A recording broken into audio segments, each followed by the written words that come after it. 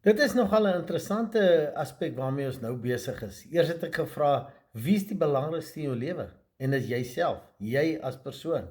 Maar ek wil verder vra, hoe voel jy oor jouself? Wees eerlik. Is jy trots? Is jy opgewonde?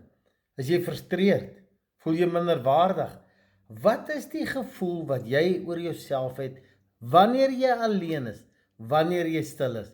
Dis uiters belangrik, want dit bepaal jou hele denkpatroon, dit bepaal jou reaksies, jou optrede, alles. En onthou weer, ek glo ons sal nooit op 'n plek kom waar ons volmaak is in hierdie lewe, in die fisiese nie.